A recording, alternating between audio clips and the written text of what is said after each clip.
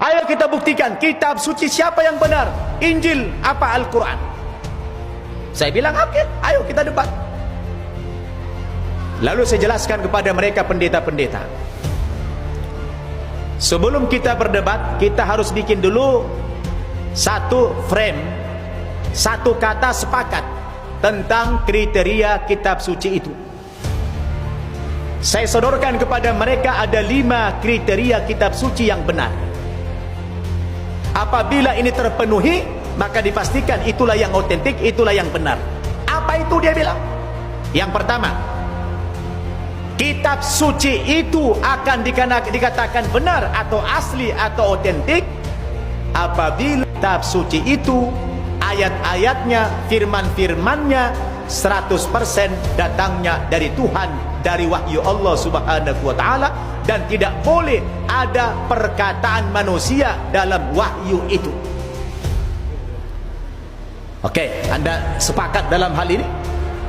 Sepakat, dia bilang. Mari kita uji dari 2 kitab suci, Al-Quran dan Injil, yang mana yang 100% wahyu Allah, perkataan Tuhan, yang mana? Coba buka kitab sucimu, sudah nyata-nyata tertulis di situ Injil karangan Matius, Injil karangan Lukas, Injil karangan Markus, Injil karangan Yohanes. Ini Alkitab cetakan yang lama dulu, tahun 60-an, masih ada tulisan Injil karangan. Kalau yang sekarang dibuang, kenapa? Khawatir mereka ketahuan kekurangannya. Oh, karangan ternyata gitu, dibuang istilah karangan itu. Al-Quran, tidak ada perkataan Nabi Muhammad satu ayat pun di Quran itu. Makanya Al-Quran itu, Pak, ya, dulu waktu pembukuan pertama Quran, sahabat dilarang Nabi menulis hadis. Semua sahabat hanya fokus menuliskan Al-Quran. Dalam hal ini, kriteria pertama saja sudah gugur Alkitab. Yang benar hanya Al-Quran. Satu. Yang kedua, ciri kitab suci yang benar itu, saya bilang, sejatinya kitab suci itu ditulis pada zaman ketika Al-Quran, kitab itu sedang turun atas perintah dan konfirmasi sang yang menerima wahyu itu. Al-Quran kapan ditulis? Al-Quran ditulis ketika Nabi Muhammad masih hidup, ketika wahyu sedang turun. Jadi pertanyaannya, Injil ditulis kapan?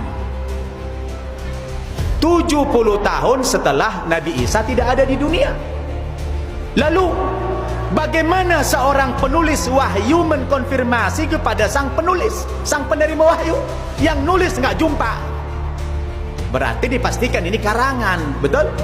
Kalau Al-Quran, Zaid bin Sabit penulis Quran, jumpa dengan Nabi. Nabi minta tuliskan dulu. Setelah Nabi dapat wahyu, suruh catat. Dulu belum ada kertas, di batu, di tulang-tulang, di pelepah korma, ditulis sama sahabat. Habis ditulis, kata Nabi, coba bacakan apa yang kamu tulis. Dikonfirmasi dengan bacaan Nabi. Oh, cocok, checklist, dah benar. Habis itu dihafal oleh sahabat. Jadi tidak mungkin bisa dimanipulasi, nggak mungkin bisa dikorupsi itu Quran, karena Nabi masih hidup.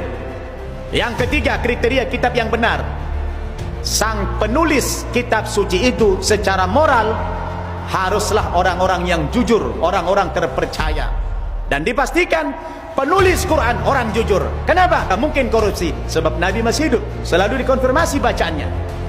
Tapi penulis Injil dipastikan berdusta, karena dia tidak jumpa dengan Nabi Isa sebagai penerima wahyu. Betul? 3. Yang keempat, ciri kitab suci yang benar itu, saya bilang, kitab suci itu harus tertulis berdasarkan bahasa aslinya.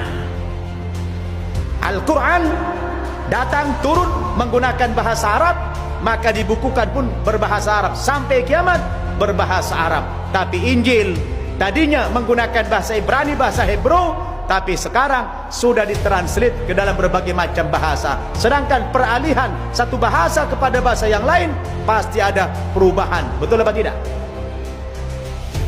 4. Yang kelima, saya bilang, ciri kitab suci yang benar itu adalah kitab suci itu harus satu kata, satu isi, tidak boleh saling bertabrakan, tidak boleh saling kontradiksi antara satu ayat dengan ayat yang lain, maka Quran itu bisa dibuktikan tidak ada yang bertabrakan ayatnya.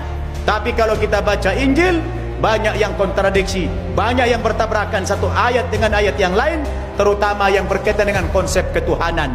Di dalam Injil Markus pasal 12 ayat 28 sampai 29, nyata-nyata Yesus mengajarkan Tuhan satu. Tapi dalam Injil, dalam kitab Filipi pasal 2 ayat 11, Kisah Para Rasul pasal 2 ayat 36 mengatakan Yesus adalah Tuhan. Ini kan kontradiksi. Bagaimana seorang umat akan mengikuti sebuah ayat yang kontradiksi? Yang mana yang mengikuti? Maka dipastikan ini tidak otentik. Kalau Al-Quran, di ayat manapun kita bicara tentang konsep Tuhan, tetap sama. Qul huwallahu ahad. Katakan ya Muhammad, Allah itu satu. Redaksinya boleh berbeda-beda. Innani anallah, la ilaha illa ana fa'budni wa aqimi sholata li dzikri. Sesungguhnya aku adalah Tuhan Allah, tidak ada Tuhan kecuali aku. Berapa Tuhan di situ, Pak? Masih satu. Allahu la ilaha illa huwal hayyul qayyum. Berapa Tuhan di situ? Masih satu. Redaksinya boleh berbeda-beda, tapi substansinya tetap satu. Inilah bukti kitab suci yang benar adalah Al-Quran. Subhanallah.